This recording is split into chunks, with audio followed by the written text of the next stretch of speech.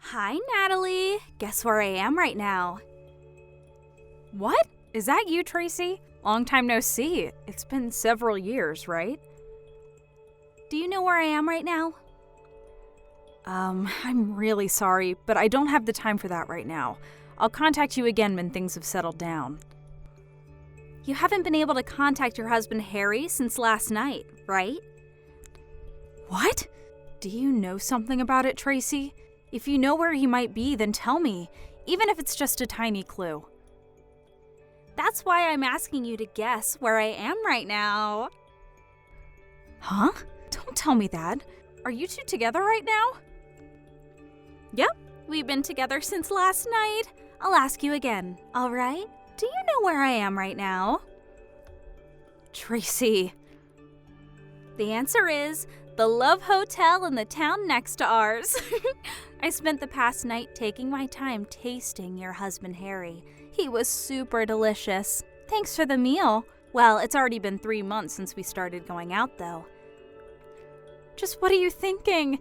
Harry is my husband, and to think that I considered you my friend ever since middle school. What? Seriously? Well, I guess we were friends. You were my best friend whose job was to make me look better. I made you look better? Is that so? Fine, I understand now. That's all I wanted from you. I'm going to be making out with Harry for a bit longer, so why don't you get the divorce papers ready while you're waiting for us? Bye then.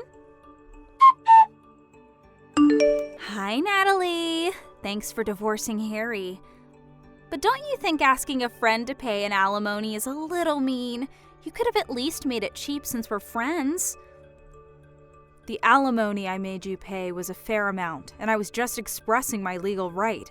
Alimonies aren't made cheaper for friends, and we aren't even friends anymore in the first place. Aww. Besides, you made Harry pay your portion of the alimony anyways, right? Oh, that's right. I did make him pay the alimony. He's so reliable. It must be because he has such a large salary. What? Harry has a large salary? Yes, that's the reason I stole Harry from you in the first place. I wanted his money. You got married earlier than me, even though you were always just there to make me look better. That was enough to make me mad. But to think that you married a practical celebrity like Harry, I couldn't forgive it. And that's why I stole him from you. Well, at the end of the day, the two of us were perfect for each other. So, all's well that ends well, I guess. Not to mention that he's filthy rich. This is a dream come true. Well, that's it, I guess. We're going to be turning in the marriage papers now. I'll tell you about it again once we get married. Bye now. See you later. So that's what happened. Hi, Natalie. We just turned in our marriage papers. Now I'm the celebrity wife of a rich man. Not only that, but I received a $20,000 diamond ring from Harry. What? A diamond ring? Yes, he told me he wanted to go to the park next to the city hall before turning in the marriage papers, and I was wondering what he was going to do, and we're getting married so fast and everything's super hectic, so this is my only opportunity to give you this, he said, while standing in a tree shade and swiftly pulled out a diamond ring from his pocket. He then put it on my left ring finger. Is that so? Well, I guess you must be happy. Sorry for stealing such a rich man from you.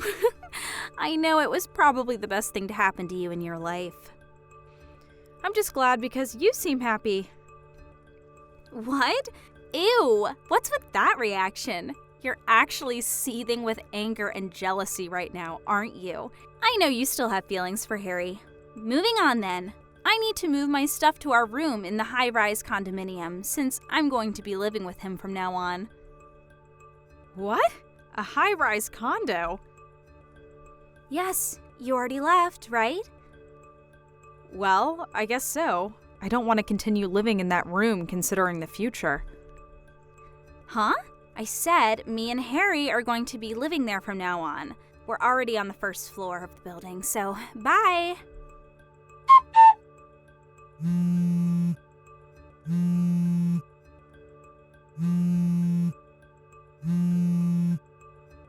Natalie, answer my calls. What is the meaning of this? What? I can't get into the high-rise condo anymore. You mean you can't get past the auto lock? Yes, Harry says he doesn't know why either. Did you do something out of your jealousy for our happiness, Natalie? Huh. No, that sounds like such a hassle. Then what is the meaning of this? I just canceled my residence contract at that condo. What?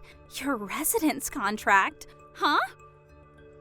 Don't tell me, but does Harry still think the room was his or something? What do you mean? It isn't his? Yep, I'm the owner of the room at that high-rise condo. You see, Harry thought I had bought the room instead of renting it, and said during our divorce he's going to be receiving this house as part of my division of property. The lawyer I hired explained to him multiple times that I had paid in full for the room's rent. I thought that he had finally understood, but based on what you're telling me now, it seems that wasn't the case. Seriously? Me, the owner of the room, already decided to leave the condo, so obviously I was going to terminate the residence contract. I'm already done with the paperwork, as you can see. No way. Oh, that reminds me. I sent Harry's stuff to his parents' house by delivery. 10 cardboard boxes are probably going to arrive by tomorrow noon, so tell him to pick it up, okay? I paid for the delivery fee as sort of a final act of kindness, so I'd be glad if he was grateful. Hey, hold on a second. You're just a regular office employee, right? Why are you paying for a room at a high-rise condo? What? Didn't I tell you already? I inherited my aunt's company 2 years ago. Huh? Wasn't your aunt the CEO of a company that rents nursing equipment? Does that mean you're now the CEO of that company? Yes, it does mean that. That being the case, I wanted to try out living in a high-rise condo and enjoy its lifestyle. I was planning on living there for a few more years, but I decided to move out since the place was going to be ruined by memories of the divorce. It's a bit earlier than I had planned, but who cares? I thought to myself. I now moved to a 1 LDK room at a regular apartment. Seriously? And to think that I would be able to live the high-rise condo life. Not to mention that you are actually now rich. That just makes me even more annoyed. This is my life now. It won't change no matter how much you complain. Well, fine. At least I have Harry, who's filthy rich on my side. All we have to do is find a room in another high-rise condo. I think that might be impossible. Why? He's rich, remember? Well, no. He's actually unemployed. What? He quit his job half a month after we got married, you see. This is part of the reason why we only got married on paper, but never actually had a wedding ceremony. After that, I found out that he was cheating on me with you, and he was forced to pay me an alimony. He probably has no money left at this point, you know? What? But he has enough money to live in a high-rise condo. Are you actually dumb or something? I already said that I was the one paying the rent for that room. Besides, didn't you ever ask Harry what kind of job he did? Don't tell me you married him without even asking him what he did for a living. But I don't care what he did as long as he made money. Wait, that reminds me. He just nonchalantly gave me a $20,000 diamond ring for our marriage. He probably has some sort of side business that he didn't tell you about, and this side business makes a lot of money. Is that diamond ring this one? What? Natalie, what's the meaning of this? Why do you have a picture of my ring? He was supposed to have bought it after you two got divorced. That's my ring, you see? What? It's a cubic zirconia ring that I bought for myself. Cubic zirconia? It's a name of a stone that looks like a diamond, but is actually relatively cheap. The price of the ring was $20, by the way. $20? What do you mean? It's true that I do have a $20,000 diamond ring in my possession, given to me by my aunt, but it's scary to have something that expensive lying around the house, so I have it stored elsewhere. Then this $20 ring is what? I found it on an online shop, and it looked like the ring that my aunt gave me, so I bought it thinking that it would be a good decoy. I couldn't find it ever since I moved, so I thought I had lost it, but I didn't notice that Harry stole it. What? What he did is probably just theft, but it's not like I want it or anything, so I'll give it to you, Tracy. What is this? Huh? The wedding ring! Harry thought it was a $20,000 diamond ring your aunt gave you, so he took it as part of his property division. He said, so I had it checked out before we got married at the jeweler to be certain, and it was actually a cubic zirconia ring, just like you said. I told you, didn't I? Oh my God, what are you going to do about this? I just married a poor, unemployed man. Why don't you divorce him if you're not happy with the marriage? You say it like it's so easy. Come to think of it, I don't even have a place to live. I already canceled the residence contract at my apartment since I was so ready to move to a high-rise condo. Oh, that reminds me. Your parents' house no longer exists since your parents got divorced, right? That's right. My.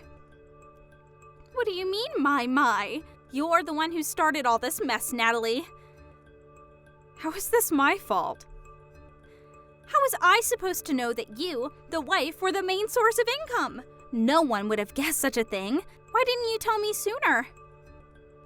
You mean I was supposed to tell you after you stole Harry from me? But we're friends. Even if we were friends back in school, we hadn't been in contact for several years. I never had an opportunity to tell you all about me and Harry's situation, did I? But doesn't this mean that you were screwed the moment you decided to steal Harry from me? But it looks like all you can say is but, and it's none of my business what you do now that Harry and I are divorced, so figure this out between you and Harry, all right? Natalie, wait! Bye. Natalie! Tracy and Harry were saying that they had nowhere to live now that I'd moved out of the high-rise condo. But it seems they remembered that I had told Tracy that I sent Harry's stuff to his parents' house, so that's where they went the next day. Apparently, they were planning on making it seem like the divorce was my fault and getting the sympathy of Harry's parents and eventually convincing them of letting him and Tracy move in, but obviously I explained to them what had happened.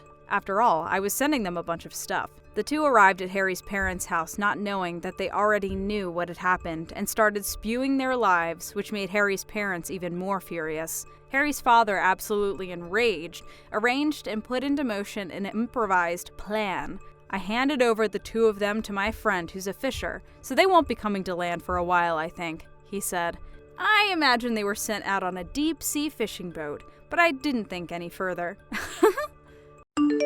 Thank you for watching. Please subscribe and hit the like button. See you next time.